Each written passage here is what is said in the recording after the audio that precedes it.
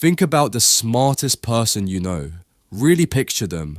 High grades, sharp arguments, the one who always has an answer, the one who reads, who thinks, who sees patterns everyone else misses.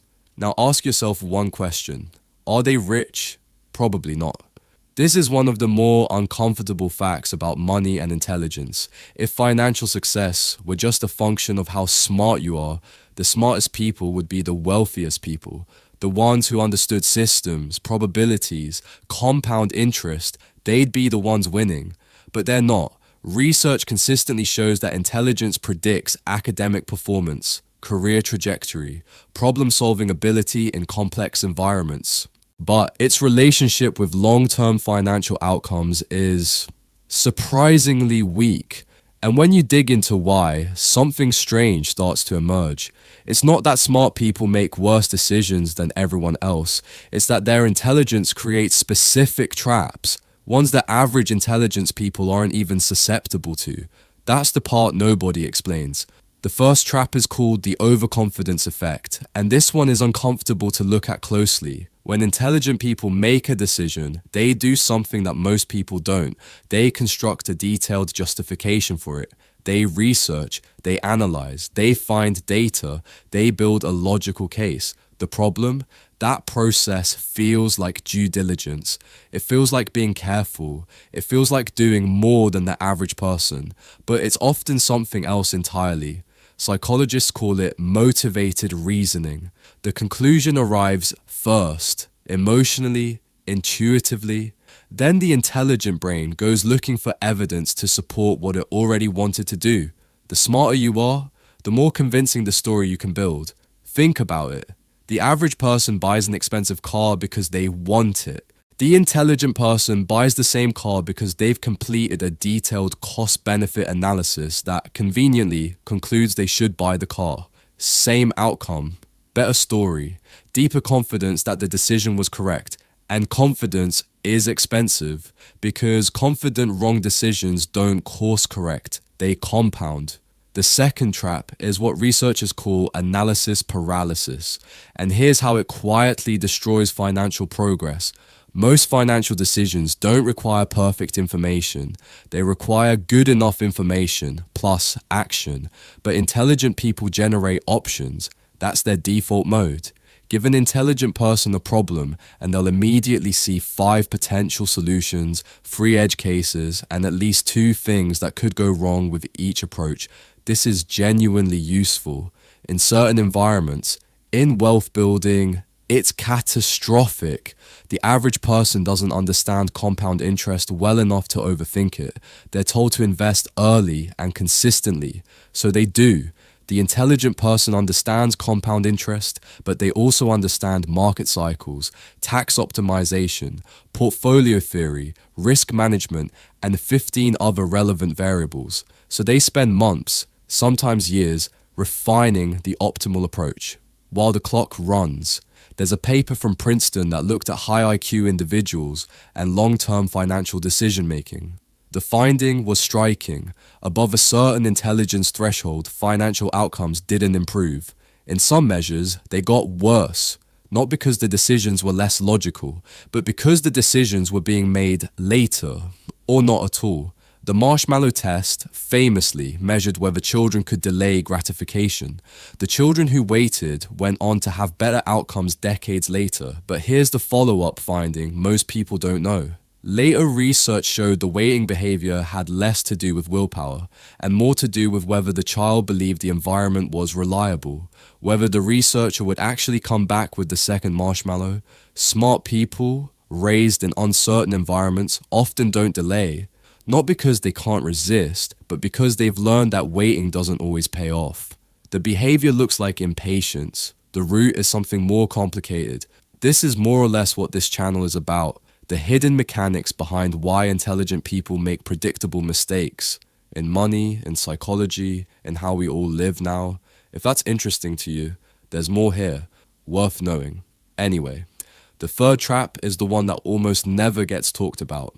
The third trap is identity.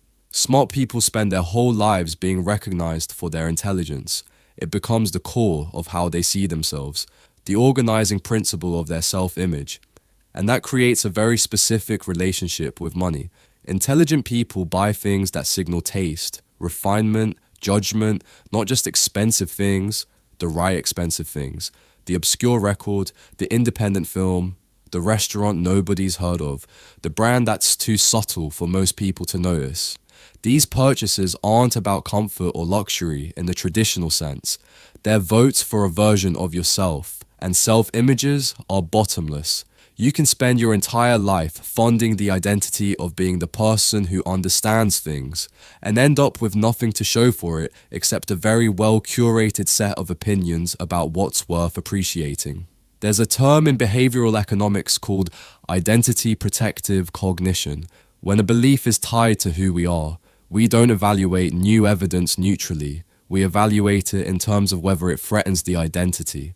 The person who sees themselves as financially intelligent will unconsciously avoid information that contradicts that belief, which means they learn slower, correct slower, and repeat the same patterns longer. The fourth trap is the one I think matters most. Smart people are used to figuring things out, in school, in work, in most of life. Intelligence is a get out of jail card. You can leave things late, you can catch up, you can outthink the situation when it becomes urgent. This worked reliably for years. So smart people develop a specific belief quietly without ever articulating it out loud. I'll figure it out when it actually matters. The problem is that money doesn't work like that. Compound interest doesn't care how smart you are in year 15. It cares what you did in year 1. The math on this is not subtle. A person who invests a modest amount starting at 22 will, in most scenarios, retire with more money than a person who invests twice as much starting at 35, even if the second person is significantly more intelligent, even if they make better individual investment decisions. The variable that determines the outcome isn't intelligence, it's time, and time is the one thing your intelligence cannot override. So what's actually happening here? The uncomfortable answer is this. Intelligence is a tool, and like any tool, it's only as useful as the game you're playing. Schools reward intelligence, employers reward intelligence, arguments, negotiations, creative problems, these reward intelligence. But wealth is not built by intelligence. Wealth is built by behavior, specifically consistent, boring, repeated behavior over time. Automated savings, spending below your means, not touching the money, doing it every month for 20 years. There's no intelligence required. In fact, the more intelligence you apply to this process, the more opportunities you create to talk yourself out of it. This is the real paradox. The person with fewer options can't over-optimize. They do the simple thing and move on.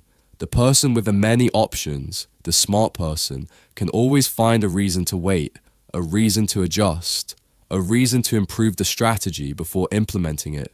The strategy never gets implemented. Here's what I think the practical answer actually looks like.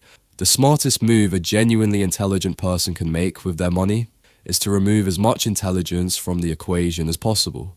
Build systems, automate decisions, set defaults that require no decision at all, not because you're not capable of managing it in real time, but because real-time management gives your motivated reasoning something to do. Take yourself out of the loop. Make the default behavior the right behavior. Give your intelligence other problems to solve, the ones where it actually helps. This is counterintuitive, but it's the conclusion that the evidence keeps pointing toward. The most financially successful people aren't always the most financially educated. They're usually just the ones who stopped letting their intelligence get in the way. There's a line from the investor Charlie Munger that I keep coming back to. It's not supposed to be easy. Anyone who finds it easy is stupid. He didn't mean it as discouragement. He meant if it feels effortless, you're probably not seeing all of it. The trap isn't ignorance. It's the confidence that comes from understanding enough to feel like you've understood everything.